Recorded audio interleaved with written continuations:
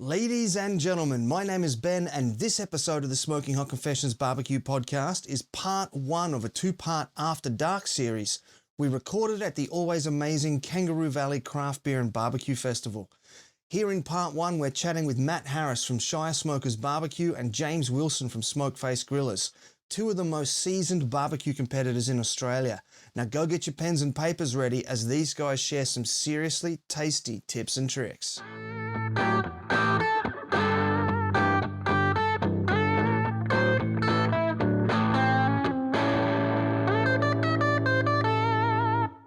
Alrighty folks, so we're here at the wonderful Kangaroo Valley. We've got James from Smokeface Grillahs and Matt from Shire Smokers Barbecue. If particularly that last name sounds familiar, it's because Matt was actually in the last podcast episode that we recorded here at Kangaroo Valley. So gentlemen, we've had 2 years off. It's been 3 years since we were last here. Your first year here, James. Mm-hmm.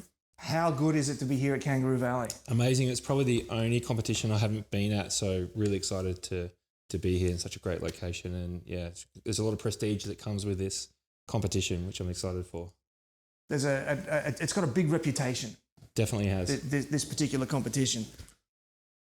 Mate, I'm pumped to be back, and it's really nice to hear from an esteemed competitor like James and his team, Smokeface, to talk about this competition in high esteem, man. Like it's one of my favourites. If there's one I won't miss, it's this one. And you know, after Meat Stock, it's the longest running New South Wales comp.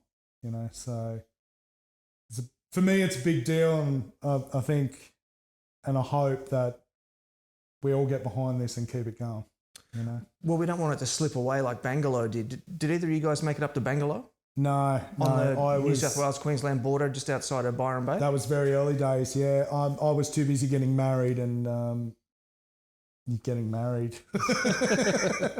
all the costs and stuff that goes with that. How about you, James? No, didn't get to that one. Yeah. So when was your first comp with? Because Smoke, you were saying earlier, we were speaking earlier. Your first comp was after Smokeface started. Tell us a little bit about yours. So I think like most people, I found the ABA because of my love of meat and barbecue, and started talking to quite a few people there. And over 6 to 12 months, I got to know a few people. And I think Tony was kind of my entry. Tony G was my entry to barbecue. The Tony G. Mm-hmm. I wish he played saxophone. It's definitely a saxophone now, mate. 100%. And we started talking, and I started talking about buying a pit, and he directed me towards a Radar Hill. But then I quickly wanted to know more about competition barbecue. And he said, man, if you're going to go competition barbecue, you have to be a judge first. So I judged at the Beer and Cider Festival in Melbourne at Flemington Racecourse. Yep. And that was my first entry into the That was Yaks, wasn't it? Was that a Yaks? That was a Yes, yeah. Yeah. Mm-hmm. What were you think? And what year was that? Roughly? Yaks. I think Yaks wound up in 2018. Well, that was the KCBS one. Must have been, yeah. It was the second one of that. So second Was that the one where the iteration. Yak's head went missing? Correct. Did you take it? Did not take it. There was a lot that came up. Someone's got it, eh? Someone's got it in their man cave, or yeah. Someone's going to pull it out in 10 years' time and go, check busy. Yeah. Well, I have a feeling that directly contributed to that event dying. I think the promoters went, you know what? Screw you bastards. Oh, it was a big deal. I dare say there were some certain other contributing factors. So did you? I've judged KCBS as well, James. Mm-hmm. Did you? You did the judging course the day before, or was it on site that day? Tell us a little bit about that. On site on the day. Yep. So I turned up not knowing really too much about competition barbecue, and went through the course like everyone does, and yeah, we had a lot of experience at the table and had judges, and I used them as a guide. And yeah, I was just blown away by, how high it was in terms of, the different levels of competition and the barbecue that was being produced. And so just kind of felt the need to have a chat to the barbecue teams afterwards, which I didn't know any better. I didn't know that there was kind of a thing in between judges and contestants. And I just thought it would be nice to thank every single team for producing the barbecue that day and just get a chance to meet everybody. Sick. And then that's how I met Smokeface.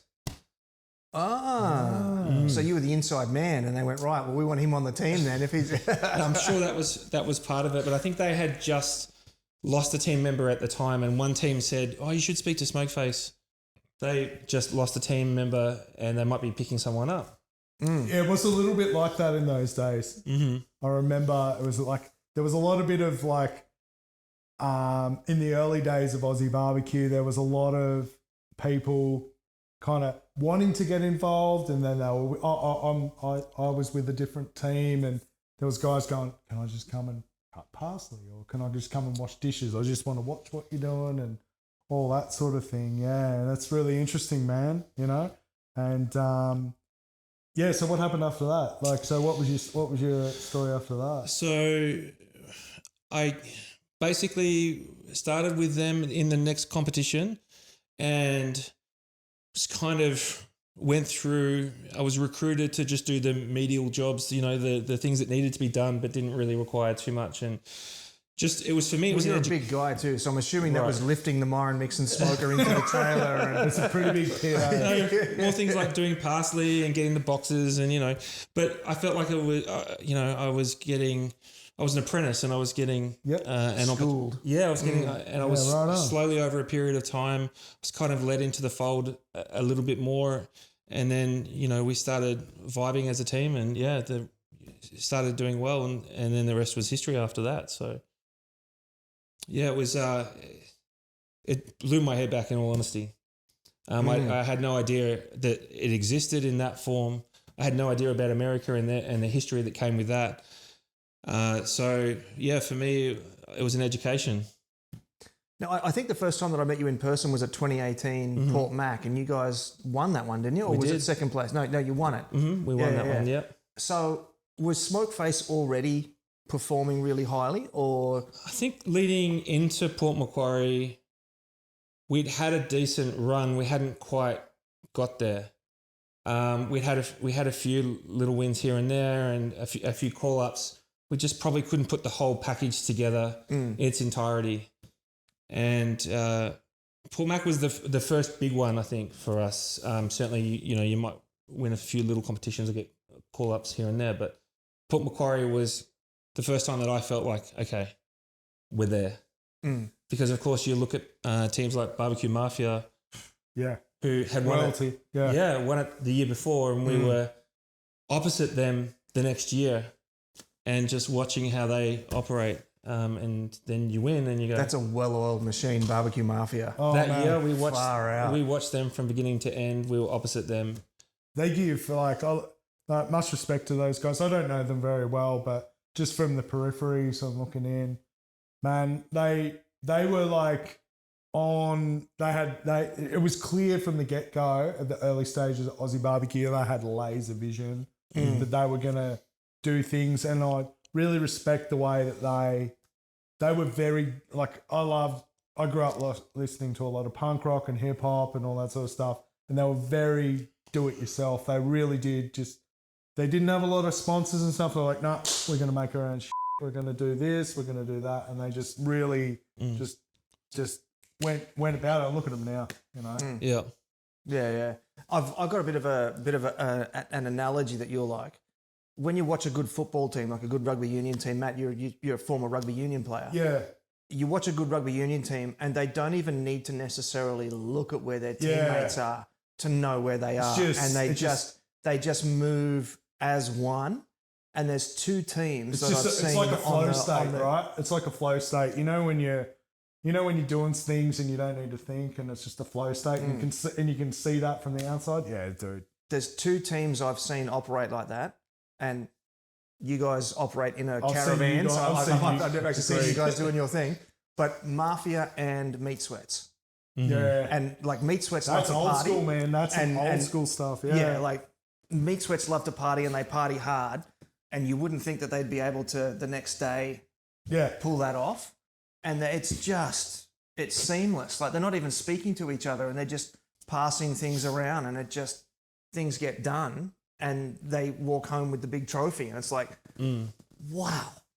I'm coming into this conversation with Hayden, like, because I kind of want to pick you guys' brains, because you've done a lot more comps now since the get-go. So He means you. He doesn't mean me. I mean, when I mean you guys, I mean you, Jai, or your crew, right? You know, like I'm really interested to know. Do you guys have specific categories for each other, or are you kind of riffing off each other, or how does it go? Probably one of the number one questions you get as a team, at least with the new teams coming through. This is the audio version of shigging, by the way. Yes. No, I'm just interested. I mean, I compete. Look, when I compete, I do everything, and usually for me, I just like cooking, man. So I'll do the whole thing. But you know, like when I come in, all I need is someone with a clean set of hands, with a clean set of gloves on to touch things because I've got all over my hands, right? You know, I'm interested to know like how you guys go about things when you've got extra teammates and stuff. I think that the thing is that it's a solid idea to have one person dedicated to a protein, but the problem is they then can't traverse over to other proteins, and so if they can't make it, or if they're not there, or if they're sick, then it becomes a problem. So I think to answer your question, I think there are proteins that we all share. Probably our position doesn't really change in terms of where people are located and what they're doing. So Jai's probably more hands-on with the pit. We all get a say in the way in which when proteins are finished and texture. And so we all confirm with each other. And then there's a person who will essentially pull the boxes together. So Jai will continue to cook. I will pull the box together. And so we share proteins. We share the proteins that we share are pork ribs and brisket. Jai tends to gravitate a bit more towards chicken, and I tend to gravitate towards lamb. Right. So that's kind of how it works. So it's kind of a bit but it is, but it isn't kind of. It's a hybrid version of that. Right. I think the way that started was they kind of when I first joined the team, they had a lot of proteins they already had down pat and put a lot of time and effort into, and lamb was the last category they hadn't really done that. Right. So they kind of said to me, "Would you like to take lamb as the protein?" And then it just kind of stuck from there. So I think that's how it kind of came about. But yeah, we all do our fair share. It's just that where we're located and what we're doing at the time doesn't change. So Jai tends to be more at the pit. I tend to be more in the trailer, and boxes and sauces is kind of my thing once we're up to that point. And you know, but we all look over each other's work and we all have a say. And I think that's important in every team. Yeah. And you can't be too sort of precious about like, you know, somebody else coming in and saying, "Oh, listen, man, that's not up to scratch. You got to try that again." And you mentioned before that you guys have actually, I'm going somewhere with this, that you guys have moved from the Myron onto drums, which means you're more rested. Yep. So now when when the critiques come, you're more open to accepting them and responding to them in a positive way. And I think that's got to be reflected in the boxes, right?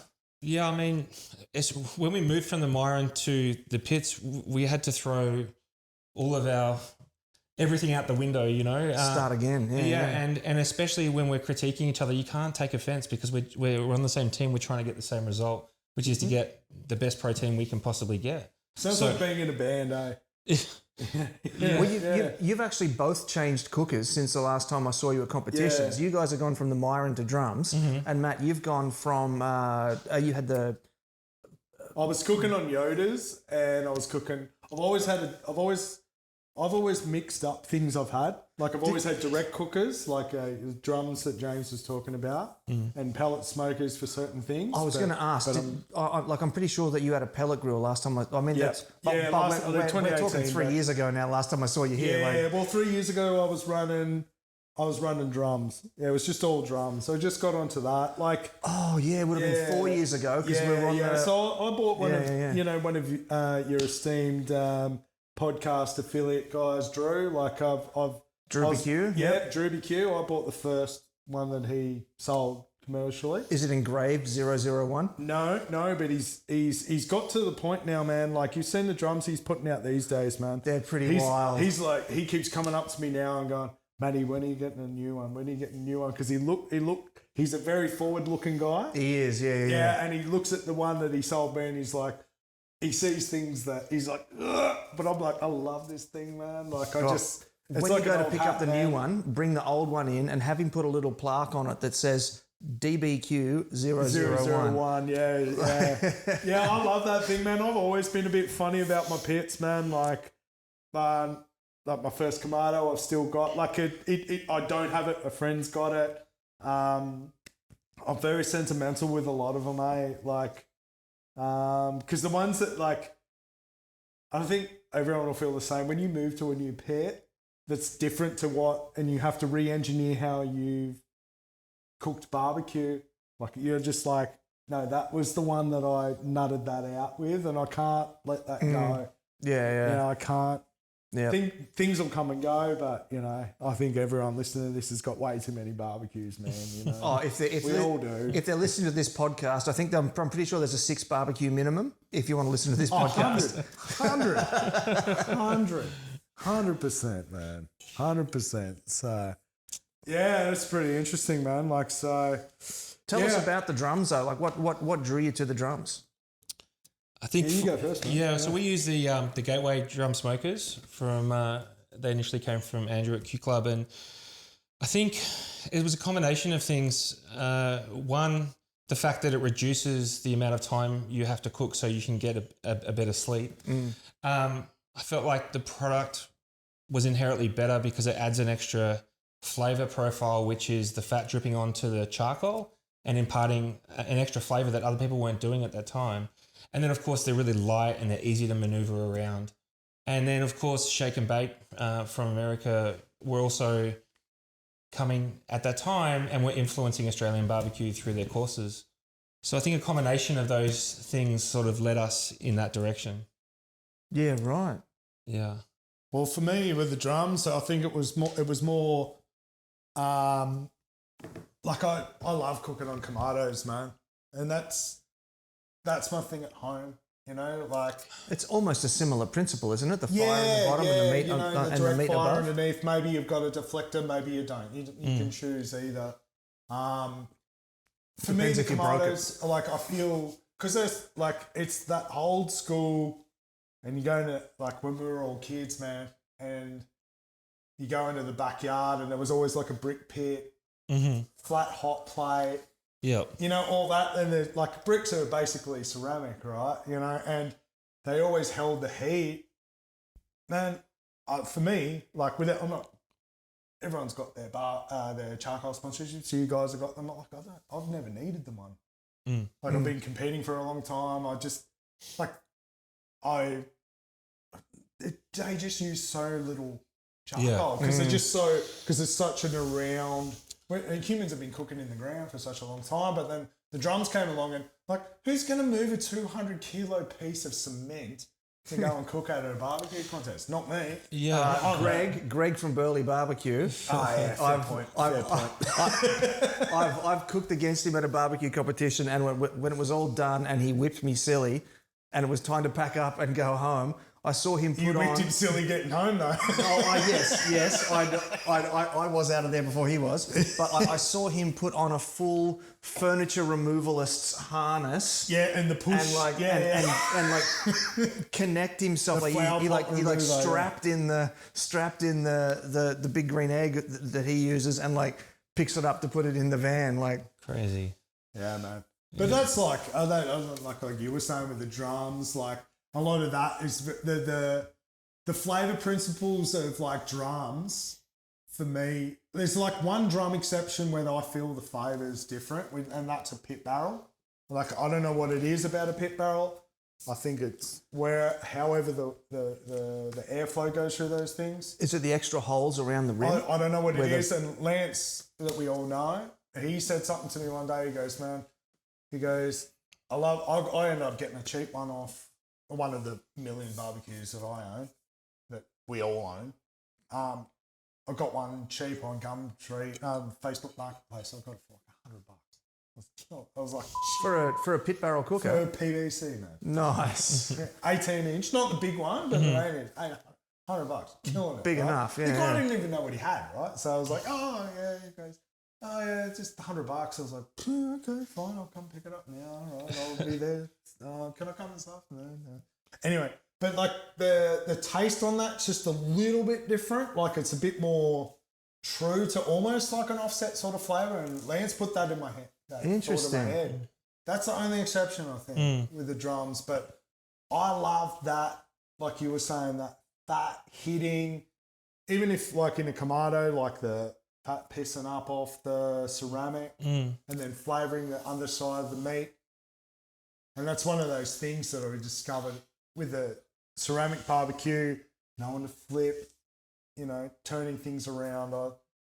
I just, it didn't take me long to kind of understand where that was going. But if you came from a completely different cooker like a Myron Mixon, man, you'd have to be like, I've got to spend a lot of time on that. Yeah. Well, we had reverse offset, then we went Myron. Yeah. And now drums. Oh, dude, they are like, if anyone out there is listening, right, knowing your pit and knowing how different those three operate, they are completely different. Yep.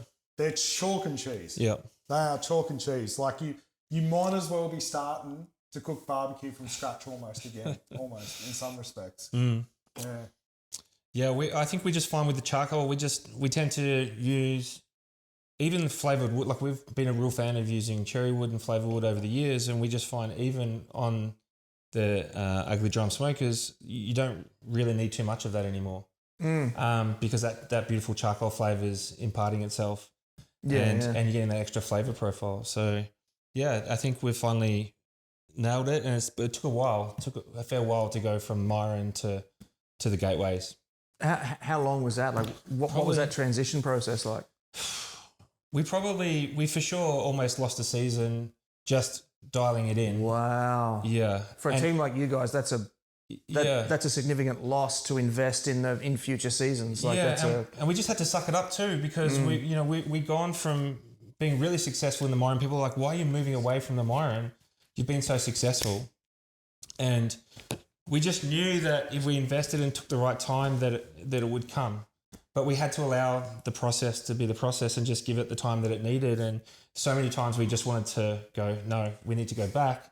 And you just had to trust that you were heading in the right direction because of all the reasons as to why we were moving away from the Myron in the first place, which was nothing to do with the cook or the food, but it was really heavy, needed a constant water source. And, it's very hard to move as well. So, yeah, that's the thing that perhaps some of our overseas listeners won't sort of understand about the Australian scene is that we don't have venues that are dedicated to barbecue competitions. No. They don't all have power. They don't all have flowing water at every site. So things like that can be really tough. Now, did you sell the Myron to get the gateways? Like was there no going back? Did you burn that bridge? The gateway, the Myron's still there. It's still there. We've still got it. Yeah. We didn't sell it. It's around. And I don't think we ever wanted to, just to give ourselves that extra option in case we did want to go back. And plus, it's a great pit. Like, it's such a pleasure to use. And even for corporate events and catering and even cooking at home, it's a great pit to use. Yeah. So, no, we held on to it. But, yeah, we doubled down on the gateways and through Q Club. And that's kind of how we started on that journey. Plus, we'd seen a lot of teams in America, almost all of them had gone in that direction. They have, yeah. And then there was just a transition where Australia was starting to move. And so, yeah, we jumped on early. Yeah, you were, for sure. Yeah. You mentioned before that learning how to cook a brisket was totally different between like an offset and the Myron and then the drums. Like, what was that like? Yeah, I mean, you're cooking at the same temperature, so it's not necessarily a temperature thing. It's more how direct you are. There's a lot of radiant heat, so you're quite close to the fire source comparatively, say, to a Myron or an offset smoker. So you've got to combat that. You've got to consider the fact that there's a lot of fat in a very high-end Wagyu brisket, so there's a lot of fat dropping down on that charcoal. There'd be so much. It'd be like a river, wouldn't it? Yeah, it is. So then how do you overcome that, and what setup do you use? to ensure that, especially the brisket and even pork to a degree, is not hammering you with all that fat and that smoke that's coming through. And that's where, teams like Shake and Bake in America and doing the courses is so incredibly important. We talked about it earlier. Are you happy to lean into some of your techniques with deflecting and managing that issue with home cooks and or competition cooks? Yeah, I mean, for the gateway specifically, it's quite a unique setup, and you're really close to the heat source. So we kind of found very quickly that if we didn't set up it in such a way, because you have options, you could put a deflector plate in, which Gateway sell.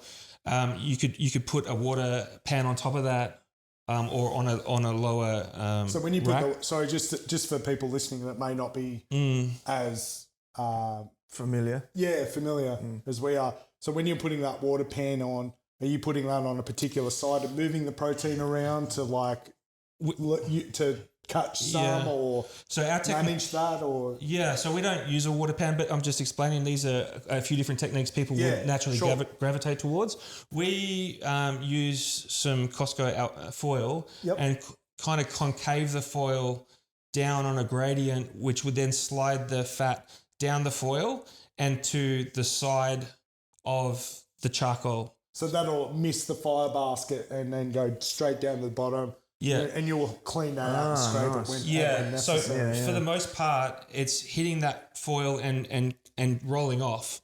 There's still, of course, you have to still let some heat come through and you have to let the oxygen come through. So there's probably about a quarter of one side where there's a direct heat source coming through. So you're still getting a little bit of fat dropping, but you're regulating how much fat is hitting the charcoal and you're trying to minimize it somewhat. Well, you need some because that's part of the flavour profile of the drums that everyone talks about, isn't it? But even the bottom of the drum, even where there's no fire, would still be hot. Still hot. There's fire still sitting there. But Yeah, so we use a fat absorb product. Kitty litter. Yeah. that's all it is, man. It's called fat absorb. And don't spend your money on that. Just buy kitty litter. That's all it is. Yeah, and it just drops down and absorbs You've that got to fat. be careful with the kitty litter stuff, guys. If you are trying to save some money, please, please, please, please, for the love of everything good in all of your pits, do not buy the scented one. Yeah, that's a mistake. Don't be going and buying lavender flavour. No. You're gonna have barbecue. You're gonna have beef flavored lavender. Last time I checked, in the realm of all the barbecue flavour, there's hickory, cherry, apple, et al, and lavender ain't one of them. Yeah, right? no, I've heard a few people have made that error. Yeah. So then we're turning the protein on the rack that it's on every so often. So you're still getting, you're still using that quarter of that radiant heat, but you can't have it hitting that protein all the time because then you're going to have a quarter of the protein overcooked and 3/4 of it undercooked. So by turning it every half an hour, 45 minutes, you then kind of, making sure that I think it's someone consistent. said to me, someone said it to me really well, like with direct heat cookers like a Kamado et al. Bullet or something. Yeah, exactly. You don't cook one side of a steak, right? And I think that's a really good way of kind of explaining that what would appear very complex in a very simple manner. I've got an ultra pedantic question. Yeah. When you say you spin it, do you grab the handles on the rack and spin the rack, or are you picking up the brisket and spinning it? Spinning the rack, which then moves the protein. Yep. There is a point though. Do you take into consideration the little indentations that the rack makes in the do you go that far to consider the indentations that the rack makes in the bottom of the brisket and then? Not really, because I think when we did the shake and bake course, they did not care about little, variations in color on top of their brisket. In fact, so much so that they'll actually flip their brisket halfway through the cook. We were talking about that before, yeah. And I'm like, that blew my mind because in Australia we never really had seen that, and we're always protecting that face of the brisket to make sure it's nice and consistent. That's what I was saying about the steak principle, right? Yeah. And we just realized that it's less about what it looks like, all those small imperfections. It's more about the final product that you get as far as Tenderness texture and tenderness. right. They're the big hitting, and taste is a huge one too. So, you focus more on that, and we were so like, even American barbecue is, I think we've focused a lot over the years on the way it looks to the point where it's over finessed. Yep. And when we moved away from being so pedantic about how finessed it is and focus more on things like taste and texture, that's when we were That's a really good more. tip for a lot of guys that are girls, people moving into barbecue, right? Everyone can put up the prettiest picture. They can get on their TikToks, they can get on their Instagram and put up all the pictures that make things look fantastic. But the realness is, like, when I bite into that, how does it feel on my mouth? Yep. How does it taste on my taste buds? And it doesn't mean that you don't ignore it. It just means that the primary needs to be taste and texture. And then when you have the time, appearance. But you don't sacrifice appearance for taste or texture because they score at a higher rate. Well, it's weighted differently. Yeah, Weighted differently. Yeah, 1, 2, 3. Yeah. Mate, it's like going to a happy hour in a tuxedo, mate. Like, no point. No point. We a couple of years ago we got approached to do it was a promotional cook-off at a night market up on the Gold Coast against their house American barbecue joint. And so me and a couple of mates, we got together. We'd competed together a couple of times. We were like, okay, we're going to take competition barbecue to this thing. We're going to smash this guy. And we ended up taking guns to a knife fight because we didn't know this, but he got to choose our meat. So we ended up with the most, like, dead set. The brisket would have been maybe 10 mil thick on the flat, in a thick spot. And anyway, and we had to cook it all on a perilla. So while he still had his regular offset. Anyway, the judges were all retired butchers who'd never been to a barbecue competition. Yeah. And one thing that they said that really stuck with me was, this brisket tastes just like my grandma used to cook it. Is that a good thing or a bad I thing? can really taste the beef in here. Right. And I went, oh, we're done. We're done. Like we've been injecting and trimming and primping and preening and absolutely babying this meat. And I went, oh, and we got the floor white with us. Yeah, and that's the thing. Is, a lot of teams. It's funny because a lot of teams, there's some controversy around. Do you change what you do depending on the competition? Now that's an interesting topic. Great Great question. Great. Yeah, like if you're competing in Bundaberg with Bronny up in North Queensland or down in Melbourne with you guys, like. Yeah, and we've haven't been a fan of changing the way we do things over the years, but there's only so many times that you can get hit and then stick to your guns on that subject. So if we're cooking in Metro Sydney or Melbourne, we'll do our own regular stuff, full flare, the way that we do it. If we're regional, you got to dial it back, because the majority of people haven't eaten competition barbecue before. They haven't. They're less accepting of these huge flavor profiles, and so again, it's about making sure you're not offending as many people as you can. You're trying to make sure that you're pleasing as many people as you can, and offending the least. I think for a lot of people listening, like, that's a really good point that you're bringing up. Like, it's, and we sort of landed into this a little bit before. Sorry to pull you up what you were talking about there, but we were talking about a lot of, and it's been heavily discussed in all of the podcasts and all the stuff out there that are on barbecue about homogenization, I think is the term that we like to use. I was actually going to get into this, but yeah. Well, can we lean into it now? You were telling us, tell us a little bit more about, earlier we were discussing your time in the States. And in Kansas, was it, you were saying? Yeah, we went to Kansas City. And on that kind of thing, that, in terms of judging? Yeah, in terms of what you saw there and what the... Yeah. I mean, they've got a very rich history when it comes to barbecue, and it goes back quite a while, and we're still on the edge of creating that right now. It's still relatively new comparatively in Australia. And so what comes with that is a lack of depth when it comes to judges, because we're still building that. Yeah. We still have some great judges. We still have a lot of people who have done a lot of it. But in terms of the physical volume of judges that have that experience, comparatively it's smaller than America.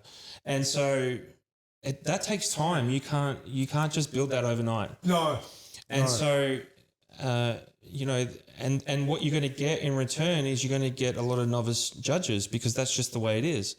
Yeah. And so it takes time to build that. And yeah, I think for teams who have been around for a really long time and are not sure what they should do next, they've probably talked a lot about the judging over the years, and they should probably step up and be part of barbecue in a different way. I could not agree more. Yeah. Honestly, like I feel like, you know, like let's just we consider barbecue a sport, right? You know, if we were putting our kids into sport or we were involved in sport, you know, in rugby sometimes you might need to grab a flag and run the line, you know, and be a linesman. Some people might need to go and run some water and stuff like that. And I feel like at times that, you know, if you've got an opinion about how things are, or you've been smacked in the teeth, you know, after spending thousands of dollars on a comp, respect that. Which, let's face it, we all have. Yeah, respect that.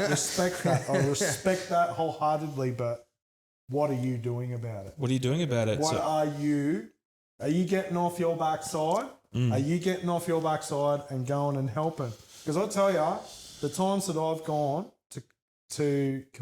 I go to judge to get intel, because I don't compete very often, just to go, cool, that's what they like, that's what I'm going to eat, cool, I think you said it earlier, reverse engineer what you saw, I can get pretty close to that, you know, and the questions, you know, like there needs to be leaders in our scene here, because we're still, like you're saying, relatively new to these guys that are coming in novice, you know, like their opinions are still very, very warranted.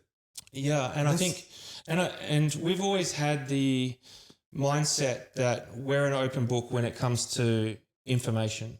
So even though we have the trailer and so forth, we have an open site. We don't put our walls up unless it's absolutely pouring down with rain, and we'll always answer people's questions truthfully and give them as much. We try to so great to hear. Over-invest into people I'm give them be advice. Honest with you, because I find it, when it comes to hand-in times, I need stay away from me. I need to, you know, I'm a very gregarious character, but like when it comes to that, I've got laser focus. As soon as the hand-in's done, ask me anything you want. Right. You know, but when it comes to that bit. And I get that too. And so a lot of people are afraid to ask, I think, but we will always tell them. You see them though. You see them when they're coming up. You can see, like you can see them doing that. Yeah. You can't see us right now, but like they kind of do that like head wobble thing. Yeah. They're kind of looking to kind of go, what are you doing there? And again, that's about investing into barbecue. So if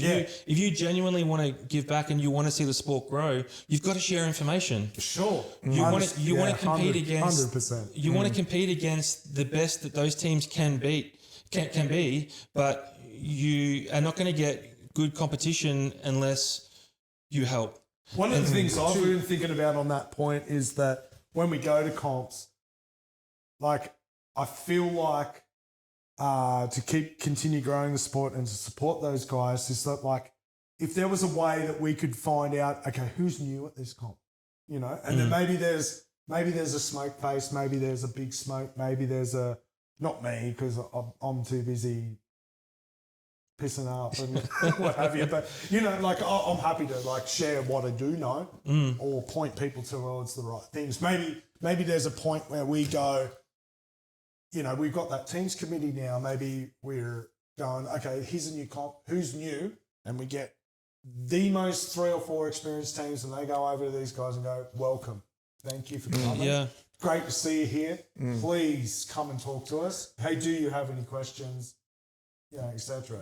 Stuff like that, maybe because all of us get a little bit in a rut with competition barbecue, I think, maybe that's something we do. I don't know. To your point before about the public coming up when you're competing, I came to competition barbecue from the point of building a pre-existing brand. I had Smoking Hot Confessions first, then I got into competition barbecue. So one thing I did that to sort of offset that was, rather than try and put my prep table at the back and have people try and shout questions at me, I put everything in the front. And I literally they had the barrier that they put in front of your team at the front, and I put the prep table right behind that. And everything I did was front and center, direct in front. And anybody who wanted to come and stand around and look could come and stand around and look. Now, maybe that's just me because I'm a teacher by profession. I'm used to doing things in front of a crowd of people, and I'm There's comfortable a definite with that. skill set with that And sort of thing. and I can talk as I'm doing and explaining and all that sort of stuff. Maybe that's just me, but that's something that I found that was good for that, because I know several people that came and watched me do what I was doing, and then they'd go and they'd buy a smoker. One guy saw me doing it. The next year he came back and he joined the team, and the year after that he had his own team. So it's part of that organic growth. It's that grassroots growth. Speaking of which, I did a loop around today. Not even all the teams are here yet, and at least half of them are new to me. I haven't seen them before. I don't know the names. Like, that's fantastic. Yeah, agreed. Yeah, I think there's some relatively new ones, but there's also there's teams that people don't know that have been around. Like my boy Ruben, and shout out to Geezer if he's ever listening. Like Ruben, Smoky Barbecue Bandits, man. Like, the reddest hair in Australian barbecue. Like, those guys have been there since the get-go. But, they're not there every week. They're not there every day. But they've been there since the get-go, man. There's teams that are still around, man. That's the thing about Kangaroo Valley, too, is that Kangaroo Valley, like, people who know the barbecue scene know that if you're only going to do 1 or 2 a year, this is the one that you come to. Especially for Sydney people, because it's just so close, right? And let's face it, competitions are a bit thin on the ground this year. So. Well, because we're stoked, man. Like, I'm stoked that, because in terms of, look, I'm not going to lie. Like, I've had relative success here. For the amount of effort I put into competition barbecue, I've had success. Compared to the effort that other people do, there's certain teams that are heavy hitters that I've beaten here, but, go to any other comp, I get my ass handed to me. You know what I mean? But, I'm just stoked to see, you guys may not like the title, but there's some heavy hitters coming out of Melbourne, man. Like, you guys are I'm speaking for myself, but I look into what's going on in Melbourne. You've got your Liquor Smokes, you've got you guys, Smokeface Grillahs, you've got Dan Barrett from, you've got, who else is down there that's killing it? There's 5 or 6, 7 teams that are just killing it. Yeah, I mean, and then we've got Adelaide teams coming over trying to take all our money as well. How hot is Adelaide getting at the moment in terms of quality of barbecue teams? Yeah. I mean, it's Dusty Q. Dusty. They're such a passionate. I don't even know them. I just look at the results and I'm like, oh. They drove from Adelaide to Toowoomba and murdered everybody. Yeah. How do you drive? What is that, 19 hours? How do you drive 19 hours? I haven't met them, but there's definitely some sort of psychopathic kind of vibes there. I think they're very inspirational. I think they've just, when someone's taking the bar to another level, that pushes other people within that state to do the same. Yeah. And we've seen that, I think, in Victoria over the years, and now they're pushing the limits there as well in Adelaide, which is great. New Zealand barbecue is so different culturally, but and what I mean by that is they come together as a whole, as one entity, pretty much, and they have no sides on their marquees. By everything is completely. And it's not that they have that agreement. That's what it says. It just is you're what not it allowed to is. have sides. So that was us in 2016. Yeah.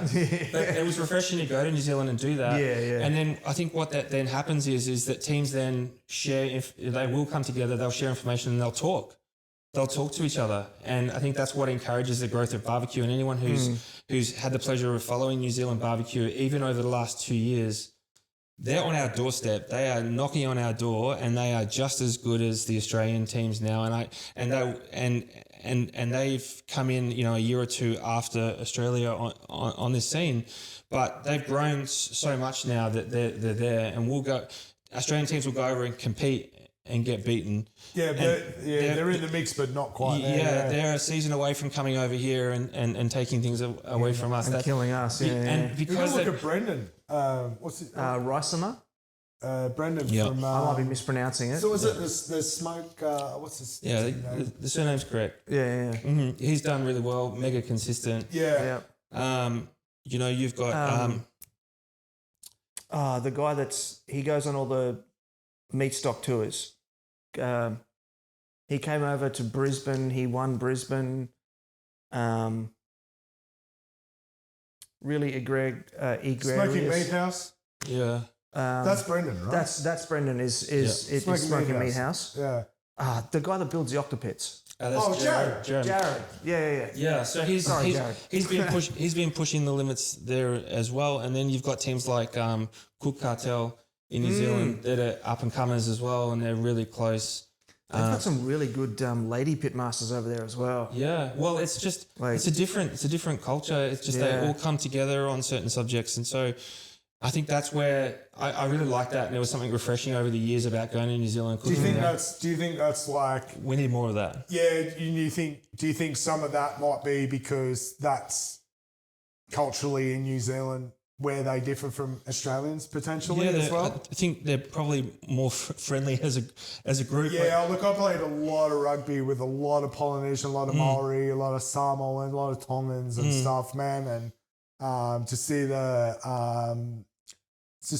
all the white boys like me, man, they're just the way that they all interact and what have you, and maybe there's a bit of mix and match and with all that kind of thing. And I don't know, man. I don't know. Yeah, I could be talking out of my ass. But I think that's part of it, though, is that we need to continue to encourage this growth and encourage people coming together and being cohesive as a group to better the competition in general. Yeah. There doesn't seem to be the tall poppy syndrome in the New Zealand culture that we have here. Very family oriented people's in New Zealanders, man. I don't know if this is something that I don't know if we want to get into this or not, but as teams have risen and people have started businesses and whatnot, you can see the tall poppy syndrome here in Australian culture, and we've seen. I don't know, man. Like there's some that do, there's some that don't. Yeah, like, but there is, still, man. like, There is. We've gone from 2016, 2017 of everybody being happy and friendly and walls down. Yeah. Maybe I've got those silly glasses, man. There's divides now, and there's we can't talk to you because you talk to him, and it's like. Do you know? I think. I'm sorry. What?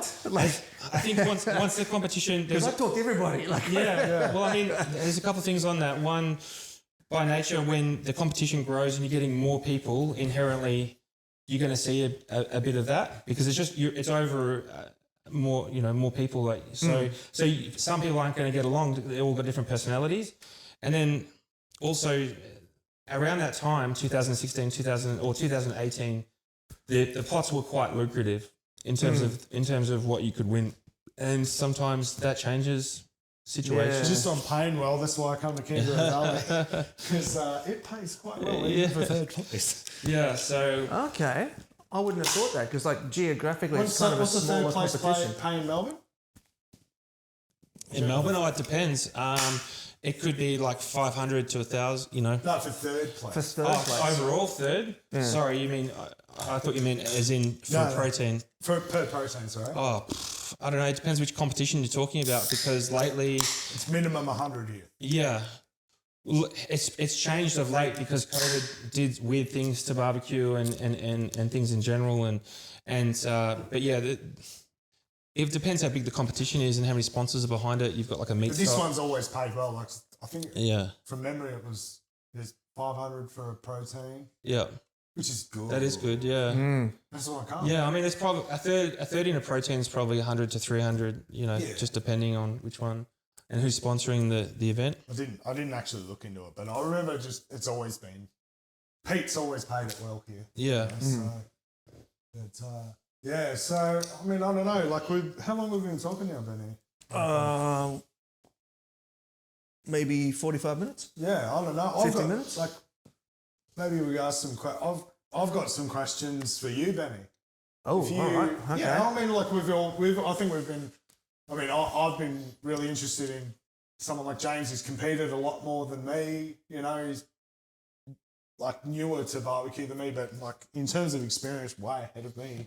On what he feels about barbecue. I want to ask you, Benny, like if you had one tip for a new barbecuer, what would your advice be? Go through the back catalogue of Smoking Hot Confessions podcasts.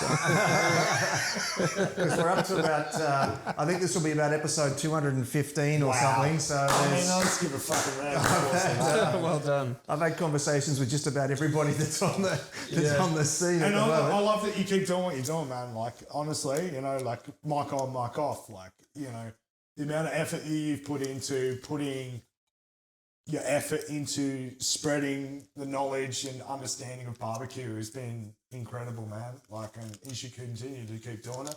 If your heart keeps into it, man, you know, like I've learned a lot just talking to James, and it's flicked some fires in the back of my head of things that I've forgotten, or, you know, and what have you as well, you know, like, you know, like these are the things I like to ask people, because people ask me all the time, how do I get into this? And I'm like, I like to hear other people's perspectives on what would you, James, what would you say to someone who's getting in, who's just doing, maybe he's done a few cooks, maybe he wants to, you know, like, what would you tell them? Both a backyard cook and maybe a competition cook. What would you say to backyard cook? Just have fun, watch some YouTube videos is probably a huge source. You know, get a good butcher. Is a big one. Amen to that, man. Yeah, and when it comes to competition, do a course, become a judge first if you can, at least for one time. There's so many classes out there now by some really I think there's a lot good pit masters. Just to pull that up, like, I think it's important to research who's doing the classes. For sure. There's some really good online, even from America, there's a really good online courses as well. Barbecue League is awesome. Yeah. And Barbecue Champs Academy, I think, is another one. Good one. But, you know, there's Barbicon as well now from Australia. Yeah, of course. and get to know as many people as you can, as many of the... It's a networking thing, all right. You've got to network, and you've got to get close to some teams. And, you know, I know there's some teams over the years that Australian teams have been speaking to some New Zealand teams and vice versa, or maybe you've got some teams that you've been close to over the years, and you just pick up ideas from people, grab a little bit from everywhere, and if everyone continues to share, it makes barbecue better as a whole. Amen to that, man. Amen to that. Yeah. Good call, man. Good call. I want to loop things back to I'm sorry, I'm rewinding on you about 30 minutes here. Go for it. Go for it. We were talking about judges and the judging scene. You mentioned Kansas City and your experiences judging over there. I was in the States in 2019, and I got to go to the biggest KCBS competition in Louisiana. And I was taking photos for them of all the hand-in boxes and stuff like that. And what a lot of competitors and the public don't know is that the officials and the photographers and stuff, we graze off the leftovers out of the boxes. I mean, you can probably guess that already, but it was sensational food, don't get me wrong, but I could not tell the difference between a lot of the different boxes. And I think if anybody goes back and listens to the earlier episodes of the podcast, you'll hear me banging on about pineapple barbecue sauces and mango barbecue sauces and all that sort of stuff. And back when I was competing, I'd be putting up my mango barbecue sauce pulled pork against your, maybe not yours specifically, but like, someone else's Asian-inspired pulled pork, blah, blah, blah. And for me, that's where the fun was. I'm a big fan of the old school videos of the Bathurst 1000, for example, before it was called the Bathurst 1000. you know, where you'd see the little minis putting it up against the GT Falcons and all that sort of stuff. And I think very quickly, but in one season, I'd say for me to be between 2017 and 2018, we went from it being my Queensland style tropical barbecue versus your Melbourne style cosmopolitan barbecue to a very... Sorry, I'm laughing because that's just how Sydney sees Melbourne. It's like, oh yeah, we're so cosmopolitan. You know? Like, oh yeah, we're the Paris of the South. Well, I'm from the Gold Coast. We have no appreciable culture on the Gold Coast. You've got a Big Mac of all the worst. You got Penrith. You've got Frankston, all in the same planet. Yeah. So we shout out to Penrith and Frankston, by the way. So we very quickly went from that kind of competitive, you know, run what you brung kind of culture to the barbecue is now in a tight square. Yeah, it's that flavor profile with that. Who knows, man? And so my question is, sorry, I'm being very long-winded. Getting back to the judges thing, we've talked about how we don't have a large pool of experienced judges here. So what led that transition? Was it Australian pitmasters going over to America and going, oh, this is what competition barbecue is, and bringing it back? Or was it judges and their scoring sort of forcing competitors into that square, into that box? Yeah, I don't think it was one or the other, probably a combination of both. Certainly we take our lead from America. Not everything transitions over. No, it doesn't. It doesn't. But certainly there's some basic flavour profiles that for sure do. And then I think when you start seeing teams hitting consistently, then more people do more of that. And so then I think that leads people to, to kind of using similar stuff. So teams that are trying to reinvent themselves all the time and trying to get the leg up are constantly going back to the pool of rubs and sauces to try to find what's that next rub or that next point of difference. And they're the teams that can constantly reinvent themselves or keep themselves alive.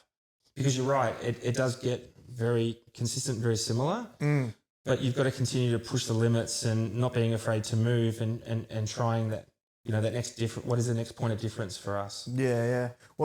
I now spend a lot more time in the judges' tent than I do in the competitors' field. And even in terms of the Australian scene, I can tell the difference between an experienced team and a new team. Yeah. But in terms of like the experienced teams and the different flavor profiles, like it's really hard to pick the difference now. And like for me personally, and I know that there's a lot of far more proficient and better competitors than I ever was that are going to hate me for saying this, but I feel like we really lost a window here in Australia. Like we could have defined our own barbecue scene. People need to be more involved with Devon competitions, to be perfectly honest, because that is the highlight of the Kangaroo Barbecue Festival, isn't it? That was my up yours to figuratively too. A lot of that as well, I do come across as someone who loves taking the mick a heck of a lot. However, there is a serious side to me as well. Like I do love this whole thing, and I think that look, there's a lot of stuff that'll go. Maybe the same tasting sauces go really, really well with perfectly cooked barbecue. Maybe it just is. Maybe that's just is what it is, because I don't know if anyone's watched on Netflix that whole salt, fat, acid, heat, right? I think that was one of the best things I ever watched from a cooking barbecue or not, right? Like smoke, acid, acrid, bitter, right? Sweet, that's another realm that balances that. Heat, how hot things are, and the fat, man. When you say heat, you mean spice, not temperature. Did you cook that fat out of that protein correctly? Yeah, I mean, I think in terms of flavour profiles, we've always been an advocate for trying to get that depth of flavour. So sweet, salty, sweet, sour, umami, Oh those man, kind I of think I flavour honestly profiles. feel like a lot of people in this country, man, with the times of either judged or eaten their barbecue, forget that sour element that you only just touched on. Yep. Like that acid salt element. Man, what you look at Einstein and what's equal and reacting. Like Yeah. fat, acid. Yeah. Those two things can't coexist. But if you balance them, when it hits everyone's flavour, like tom yum soup, man. Yeah. Like And that's kind of that's a perfect example of what I'm talking about. And that's kind of where I where it kind of originated from those Asian inspired. They get all those 5 different flavors, and then a bit of. They don't have 3; they've got 5 or 6, right? And then just on some proteins, a bit of back end heat, not upfront heat, but really late whip. You can only just taste lingering it. kind of thing we might call it Right, sometimes. at the end. So if you can kind of get that depth of flavor, I think that's what separates people. Not so from a flavor perspective. So yes, they may be using the similar sauces or rubs, but that's where those teams can define themselves through that depth of flavor. Yeah, it's an interesting point. Yeah. Tell me, do you guys watch the UFC? Are you into the UFC? I'm more a boxing guy, to be perfectly honest. I've tried to watch a lot of UFC. I think I like watching the heavyweights, the bang bang, bam bam, all that sort of stuff. You like watching the big boys like knock each other out? I just love watching guys who like to throw. Yeah. But when it comes to boxing, I love boxing. Georgie, he's from round my way. He's fighting in Melbourne again shortly. Like I'm hoping to see him win soon. That's my jam. But so where you're asking about UFC? My point was just that like a similar thing has happened to the UFC. The UFC started 25 years ago, and you'd see a guy come like in a karate gi come out, and he's versing a Japanese sumo guy. And to me, that was amazing. And now it's a homogenisation of guys who like to throw and jiu-jitsu, right? And now they've sort of looked at it and gone, okay, well, we'll take that bit out of that martial art and that bit out of that and that bit out of this, and everybody's going to learn all the same set of moves. And, from one perspective, you look at it and say, okay, if everybody's got the same basic skill set, then it comes down to who's the best fighter on the day. Yeah. You could say the same thing about barbecue. If everyone's aiming for that same square of this is competition barbecue, then it comes down to who's the best pitmaster on the day. I get that, but I really miss the UFC where you'd see, judo dude versus Hickson Gracie. He'd come out wearing his little white shorts, and there was one fight I saw, he had these like white sparkly boots on and stuff like that, and he comes out and you're like, dude, you missed Mardi Gras. That was a couple weeks ago. And he just murders everybody. And like, it was so much fun to see all those different styles up against each other, and it was a style versus style. I think that's sort of like, it's interesting sort of what you're saying. Like, I think that's kind of how that whole SCA thing, where everyone could be fabulous, I think that's how SCA complements low and slow barbecue so well. Is that people that I'm hanging for the leftovers tomorrow, man. I'm not going to lie. I'm not doing SCA tomorrow, but I'm hanging to see what people are going to throw out tomorrow. I am going to be like a seagull, bro. Tomorrow, I'm going to hang around Dusty Q tent. Is that conveniently, guess what? Who's directly across the way from you? I'm 6'4". That's like at least 4.5 steps straight across from me. I haven't made myself. We should wrap this up so I can actually go and do some intel earlier. Go, hi, first time at Kangaroo Valley. Oh yeah, you're doing a CA tomorrow. Oh, what are you cooking tomorrow? Oh, look, okay. Cool. What time's that hand in? Yeah, I think there's a lot more creativity in SEA, and I think the gates are wide open to have such a wide range of different things that people are putting in the box for one subject. So I'm going to contradict myself here. I'm going to say that I love the creativity of the SCA, but the loosey goosiness of some of the rules Like, Yeah, but I think that's you also- you can pre-cook things, Yeah, or you can but I buy think- things that have been pre-cooked. No, but like there's like, I mean, getting back to like my Einstein theory, right? It's probably not even Einstein, right? But like there's an equal and opposite reaction. So there's some like ABA, KCBS, whoever it is very rigid with their rules, and maybe it's good to have something as loose as.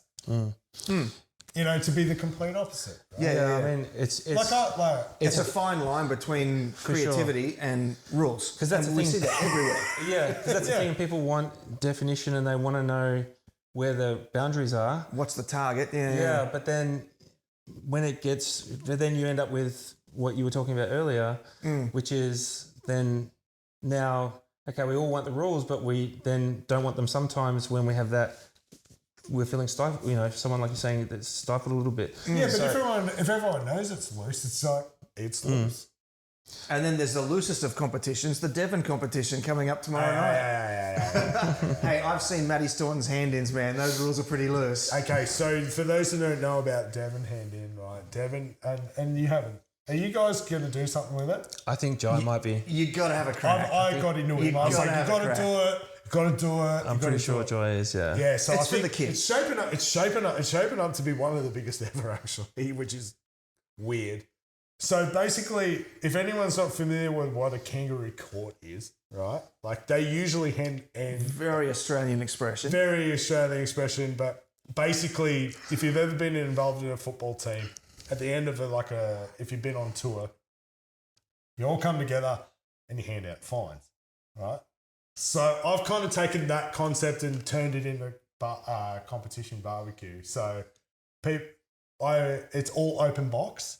Everyone comes with their thing and goes, and I go, hi, what's your name? You go, my name's James. I go, what's your star sign? You'll say, I'm probably a Sagittarius or something or other like that. And we will talk about what they do. Some of the that has come out of like Paddy and Drew from Drew BQ are the lords of Devon, right? So they will do these SCA type things.